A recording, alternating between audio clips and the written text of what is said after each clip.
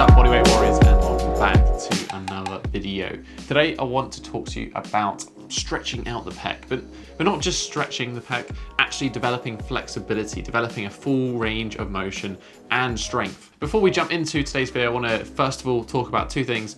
Number one is the terrible haircut. This is like month 3 or 4 now of the lockdown lid, so just bear with me. And number two, I briefly want to talk about the structure and function of the pec. So at a very basic level, the pec's made up of 2 sections. We've got the minor and the major. But because the pec inserts in onto the humerus, there's actually a convergence of a whole host of muscles onto the arm that are going to be affected by a tight pec. Rather than thinking of these things as just the pec muscle by itself, instead we can think of this in terms of maybe fascial lines. So if we go off Thomas Myers' work with anatomy trains, we've got the deep and superficial front arm lines. These are all the muscles that might be affected by that tight pec, which obviously we're going to take care of in today's video. Additionally to this, kind of on a personal point, some research by Travell and Simmons in their Myofascial Pain and Dysfunction book indicates that stiffness, tightness of the pec minor can actually relate to quite a few issues downstream in the arm, such as golfer's elbow and tennis elbow, as well as weakness and loss of proprioception in the hand. Now, I've personally suffered from golfer's elbow. I've covered a lot on this channel. And what I'm going to show you today is something that I've personally found that's helped aid with some of these symptoms. Obviously, that doesn't mean it will necessarily work for you, doesn't mean it's a cure. If you have got these issues, I highly suggest going to a physio, going to see a professional. Right, so that's just like the basis that I wanted to get out of the way, just so we're kind of on the same page, you understand where I'm coming from for the exercises that I'm going to recommend. Obviously, the pec is a very important muscle for bodyweight training in general. If you're doing anything from push-ups to planche and even dips, you're going to need good range and also good strength in the pec. But also, if you want to develop things like the bridge or the handstands, displays of just generally good shoulder flexibility, you're going to need flexibility through the pec and that line. So that is kind of what I'm focusing on in today's video. It's a relation to bodyweight training. So I've got 2 techniques for you that I want to share with you, and they're kind of going to be used as a 1-2 combo, and that will make a little bit more sense as we get into this video. So first of all, let's take a look at developing flexibility through a full range. So this is going to be providing a stretch, but it's also going to be providing that strengthening. The two are often very similar. First up, and probably a little bit of a surprise, we're going to talk about chest flies. Yeah, the good old, the bodybuilding exercise, dumbbell flies.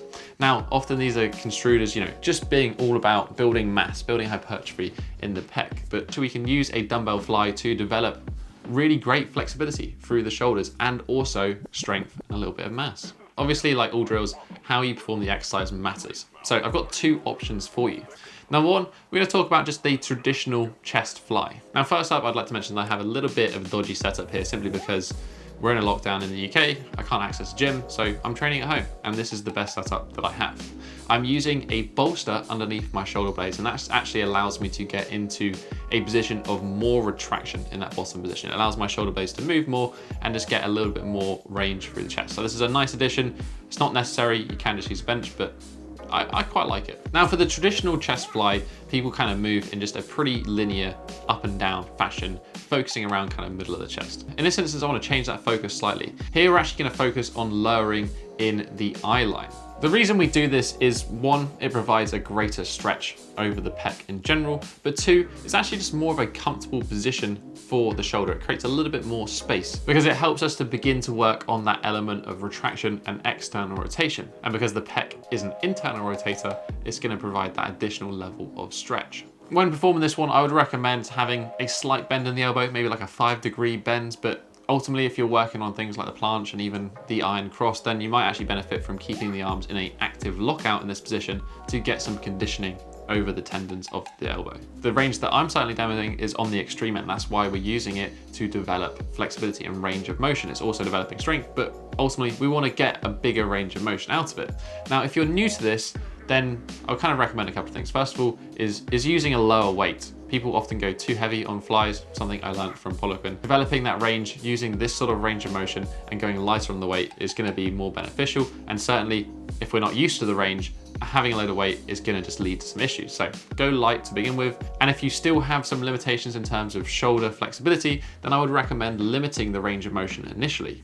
At a very basic level, this can be done by performing the flies on the floor. So we then have the floor as a level of guidance that's going to stop us from going any deeper into the stretch and kind of act as a little bit of a spot or a safety measure. As we develop more range of motion, we can then elevate the torso up a little bit higher from the ground, and eventually we get to that full range of motion that I demoed initially. I've got another variation that kind of takes things up a notch and really helps for those who are specifically focused on developing overhead flexibility for maybe the handstand or the bridge. And that is using something called an unrolling fly. We're actually going to take that slight angle change of the traditional fly and step it up a notch. Here we're going to take the arms to a 45-degree angle.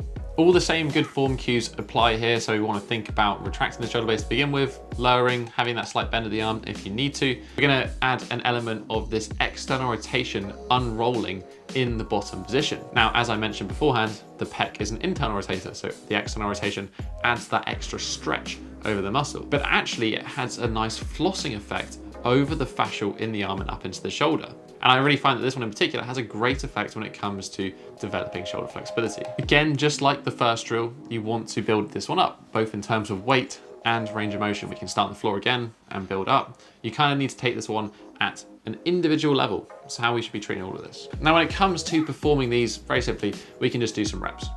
Nice and simple. Maybe something like 8 to 15 repetitions. I wouldn't recommend going super heavy with this one, and performing them under control. Nice, slow, eccentric, probably pausing in that bottom position as well. So these movements are very good at opening up that range.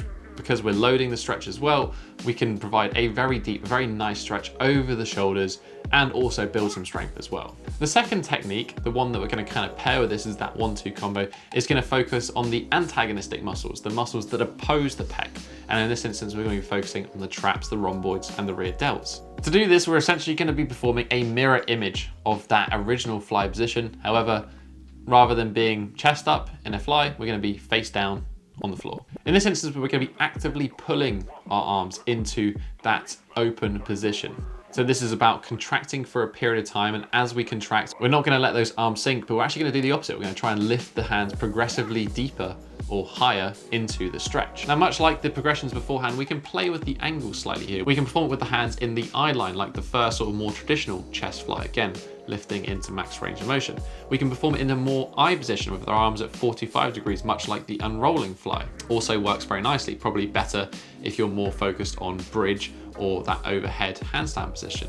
And in terms of what range you choose, I would say that you would want to choose the same range as the chest fly that you used beforehand. So if you use the traditional one, stick to that eye line position. If you use the unrolling fly, stick to that 45 degrees wide position. For this one, we just want to perform a solid hold, a solid contraction, something around 30 to 60 seconds. Again, always trying to lift the hands higher and deeper into that stretch position, as I mentioned beforehand. If you notice that you start arching a little bit too much from the back, just try to avoid that slightly. Even thinking about trying to engage the glutes a bit and tuck the hips under and focusing just on the movement coming from the upper back. If you don't like holding this as a static, you can perform this as reps, but really you're going to need to pause for each rep about 5 to 6 seconds in that top position. To be honest with you, I just prefer the static isometric here. And that's kind of it. A nice simple combo that you could add at the end of, say, an upper body session that's going to help, one, develop really great range through your pec, but also your shoulders in general. But two, it's also going to have that extra little element of strength and hypertrophy, and even some tendon and structural conditioning around the shoulder and the elbows. Something like 2 to 3 sets, 1 to 2 times a week is going to be absolutely fine with these, and you're going to see some good progress. But that is basically the routine. That's basically the video. A slightly alternative take on stretching out the pecs. If you do have any questions about today's video, or just want to leave your 2 cents, please do so by leaving a comment in the comment section down below. I'd love to hear your thoughts on this one. If you did just enjoy this video, hit that thumbs up button and support the channel. Right next to it is that subscribe button if you want to join the Bodyweight Warrior tribe. Don't miss out on any more future videos. But that's basically been it for this week, guys. I'll catch you in the next episode. Have a strong week, and peace.